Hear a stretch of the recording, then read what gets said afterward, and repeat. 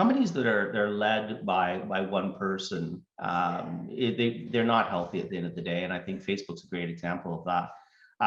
In the fact that there's no room for other voices around the table from what we can see from the outside. And there's no one considering things like is this something we should do? Not is this something we can do?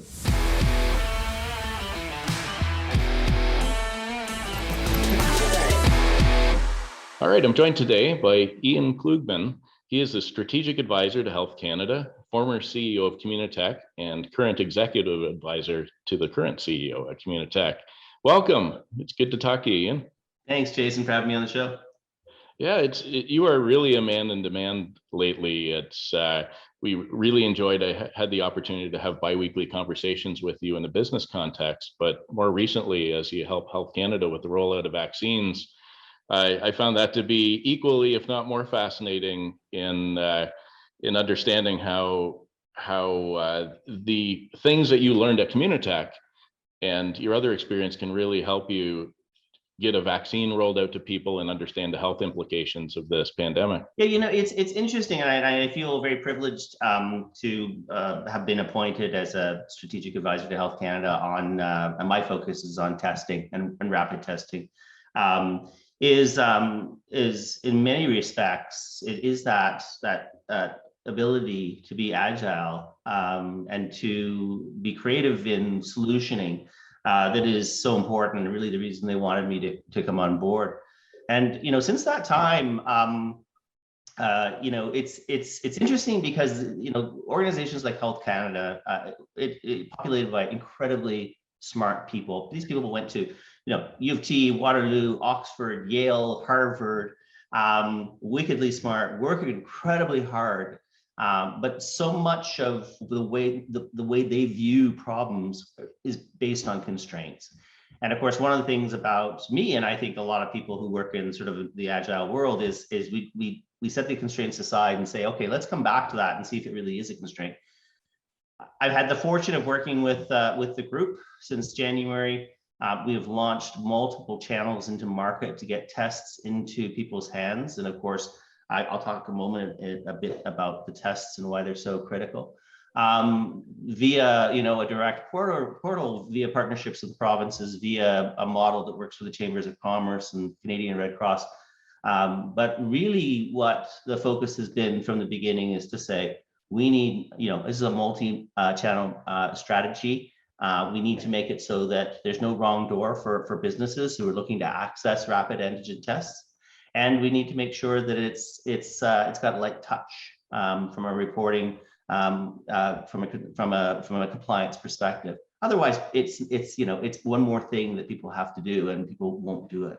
The issue around COVID and what we've learned, and of course, the Delta variant that we're in the middle of right now, is that at this point in time, the majority of the transmission of COVID Delta variant is occurring with asymptomatic people.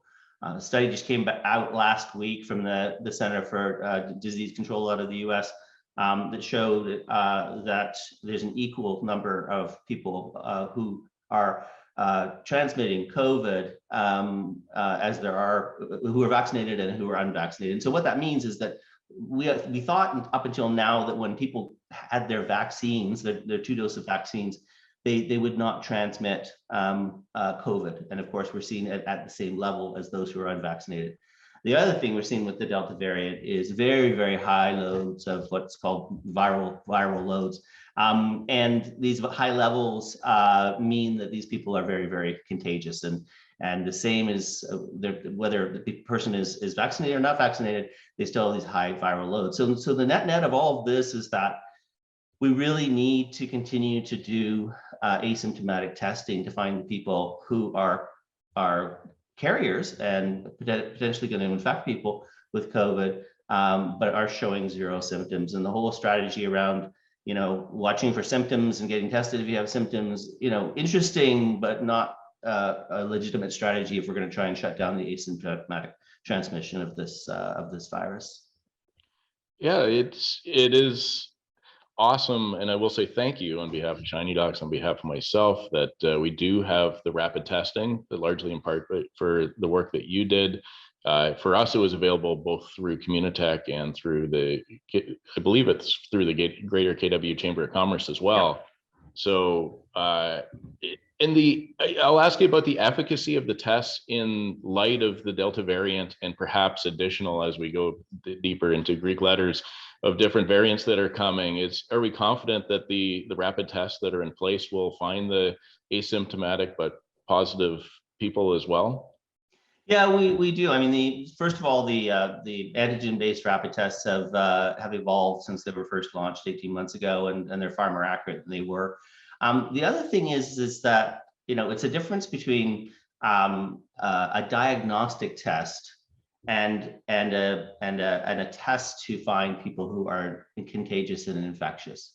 And so the thing about a PCR test is, yes, it will find somebody who's down to, you know, a minuscule amount of COVID in their system, who haven't been contagious in 2 months. But from our perspective, that's not really the point. The point is to try and find the people, the majority of the people quickly, who are contagious. And so the thing about the rapid test is it will find 100% of the people who are contagious. It's not going to find every last person who has COVID in their system, but that's really moot as a point. The other thing is that, you know, the approach to this is very different. And I think that, you know, we talked a bit about diversity last time we chatted, and I want to come back to that because of the importance of it. But part of the challenge in helping public health officials understand the importance of a rapid testing strategy is the notion of serial or sequential testing. So not testing once an event occurs, like a symptom emerges, but testing every day, every 2 days, or every 3 days in a serial fashion. And what that means is that you're going to find people who are not showing symptoms yet because you're doing testing on a regular basis. And it's very much the difference, you know, between sort of the scientists' approach, where they're looking for absolutes and trying to diagnose from a medical profession, and the engineer's approach, which is about, let's put in place a system that's going to surface what we need to know based on things like probability theory, as opposed to, you know, absolutes in a laboratory. And I think that's been one of the biggest challenges that we've seen throughout, is that really the medical scientists and researchers, it's been a very homogenous table, whether you're looking at whatever table you're talking about, provincial or federal, or even within hospitals. And there's not, you know, when people are thinking about guidance and they're thinking about policy, there's not an engineer at the table. There's not a psychiatrist or a sociologist, or people who can talk about things like, well, you know, what are the implications from a mental health perspective if we are to, you know, lock people down again? What are the implications from a societal perspective? Is there a systems approach? Can we engineer a way of battling COVID that is beyond, you know, masks and distancing and PCR testing and vaccinations? And I think that's really the sort of the biggest lesson that I've taken from this is, you know, we talk a lot about diversity and inclusion, and in so many ways, this is just yet another reminder of the power and importance of diversity of people sitting around the table, you know, male, female, all gender, race, you know, religion, background, but also the kinds of thinkers who are there too. And are they bringing that different lens, that different focus, that different frame to the table? And it's whether we're talking about, you know, around a boardroom table or we're talking around a science table, it really has reminded me of the importance of diversity and the power of diversity. We're in a society where if you have the most money or something like that, you get the biggest voice. Like every time Elon Musk tweets, then all of a sudden Bitcoin and everything else moves all over the place. And somehow we got away from a team mentality. Somehow we get away from a diversity and decision-making mentality, even though it's been widely proven that that's a more effective approach. And quite frankly, the only way to integrate a full system, as you were talking about. Companies that are led by one person, they're not healthy at the end of the day. And I think Facebook's a great example of that. in the fact that there's no room for other voices around the table from what we can see from the outside. And there's no one considering things like, is this something we should do? Not, is this something we can do? And Biden came out just recently and said that the stuff that's happening on Facebook is leading to people's deaths, and he's not wrong. Because they're not willing to take a stand, or their stand is at the wrong level as far as things like fake news.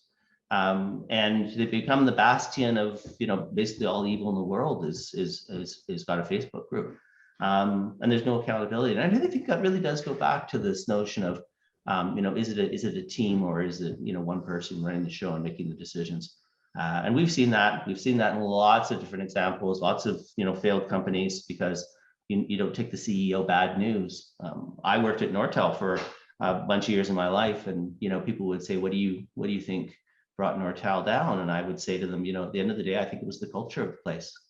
You didn't take the CEO bad news, because you would be fired. And so you would do things that would lead you to a point where you didn't have to deliver bad news, but it created all kinds of bad culture and bad behavior within the organization. Never illegal, but not that I saw anyway. But not healthy at the end of the day. Obviously, I'm sure we can agree that like integrity as an initial foundational goal for an organization, where you would never you would say, this is part of our principles, this is part of our core values, that you must bring bad news if you believe it's bad news.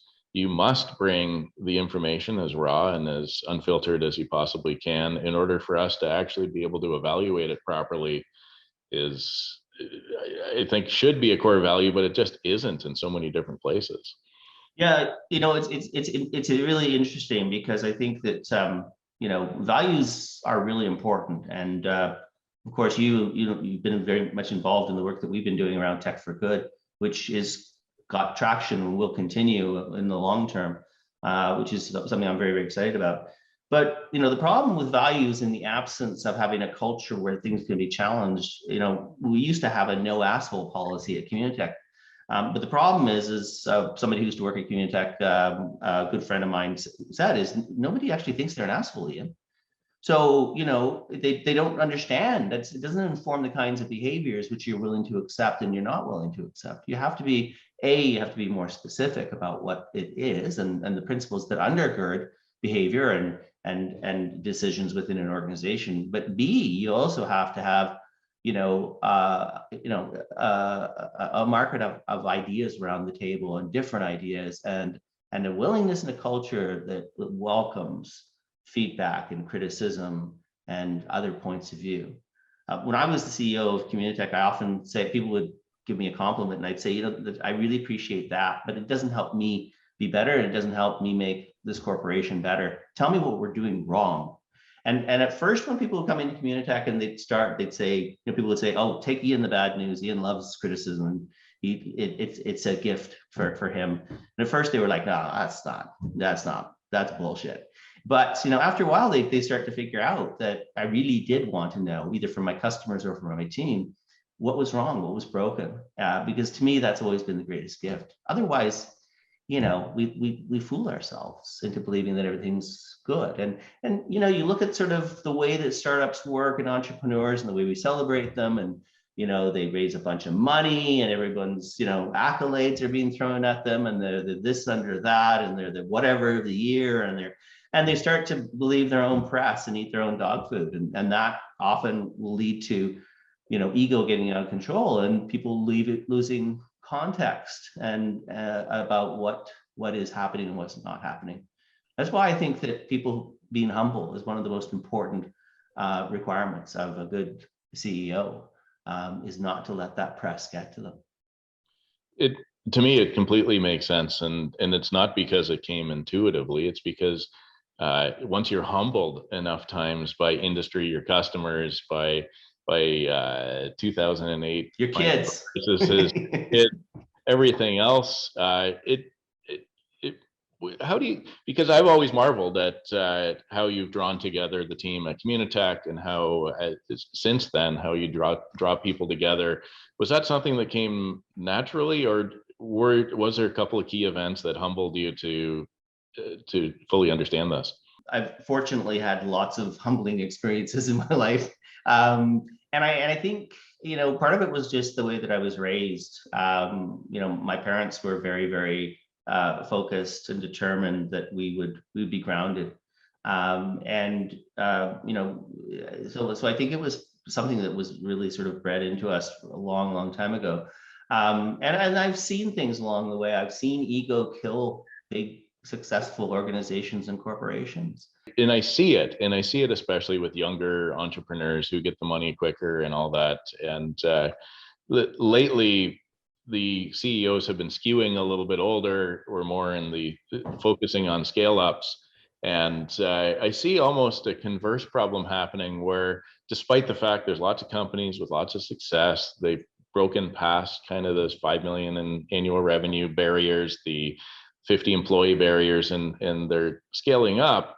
But as a CEO, I can tell you, I still sleep with one eye open. I'm still checking the cash flow and these types of things, despite the fact that there's not the same pressures that there were when you were 2 years old as a company. So, and I think that can work against you as well. Like, being overly egotistical can work against you, but also not being able to relax and always being a little looking over your shoulder at what might be holds you back a little bit as well. So there's a happy medium there somewhere that some people, I guess, can find. Yeah, and I think there's, that in my mind, there's a big difference between, confidence and ego. I think that we should be confident based on who we are and what we've done. But if there's a line in there somewhere where it goes too far. I think the other thing too is that, the other thing I've told founders throughout the years is, don't get distracted by something else. You have to focus on your business, otherwise no one will. And the businesses that I've seen fly apart are the ones where, the CEO took their eye off the ball and got distracted by something else. And I mean, I've talked to founders before and they're like, oh yeah, I'm also doing this startup with my girlfriend. And I'm like, no, you're not. Stop that. Because, you need to be worrying about these things.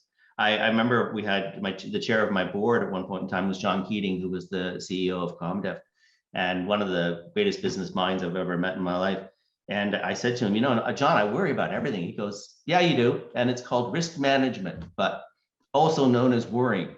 And, you need to be thinking about the business and paying attention to the business, 365 days of the year. And that's just part of the deal of being the CEO. And there's, if you take your eye off the ball, that's when bad stuff happens.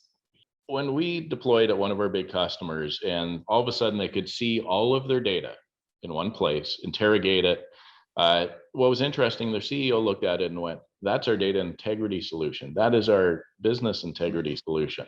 And I thought that was an interesting word, that it went straight to integrity of the data, just being able to see everything and being able to ask any question that they wanted. The first place that the CEO's mind was integrity.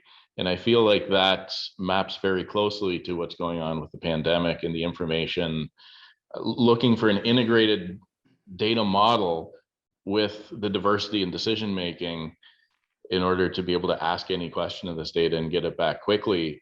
Is there a system, or is there a model that is out there that is well defined that we should be following for this?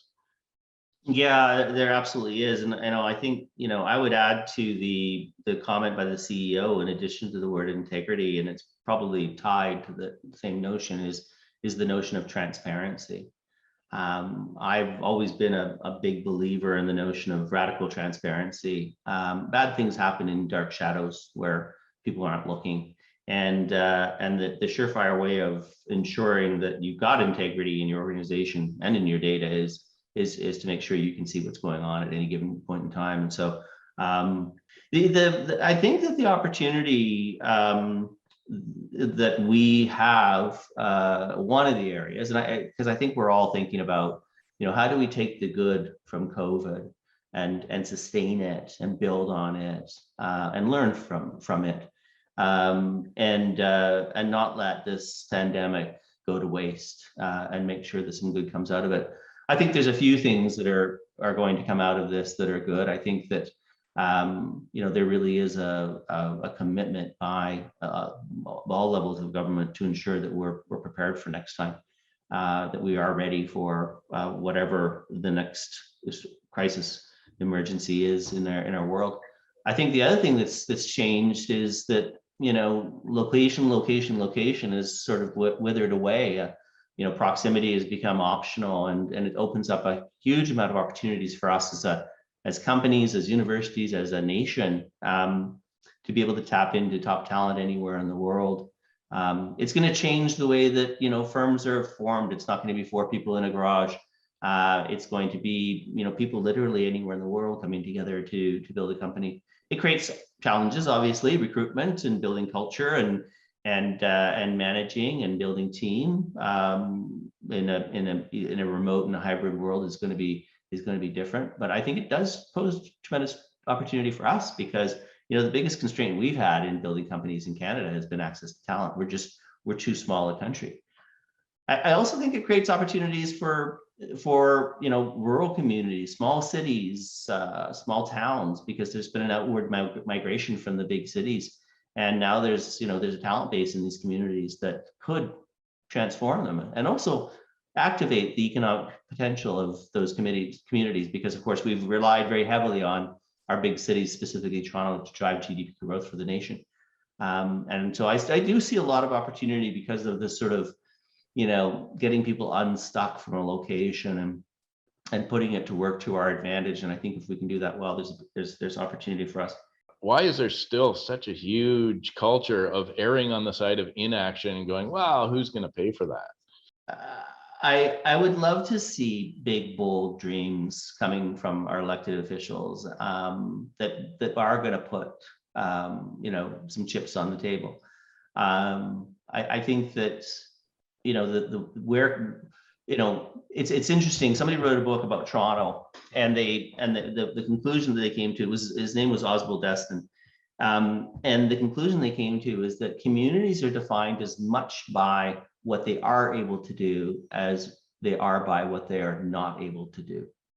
And it was written about the Stop Spadina movement, which ended the Allen at Eglinton, and a bunch of other examples. You think about the opportunity that we had to bring our hospitals together at the airport. We think about what defines us is both of those things. And I think that coming out of COVID, I'm hopeful that we will be equipped to take those bold steps. We've been able to do remarkable things together that we never thought possible. I remember early on, people saying, we've been working for 7 years to get this to happen, and it happened in 3 weeks. And I think it's that courage that we need to cling to coming out of COVID, and the recognition of how we were able to move without constraints and in an agile fashion, and do things that we never thought possible. And if we can bottle that, then I'm very optimistic about us being able to have big dreams and tackle big things as a nation. I love it. Thanks. This has been Iain Klugman, Strategic Advisor to Health Canada, former CEO of Communitech. Thank you so much, Iain. Thanks, Jason, for having me on.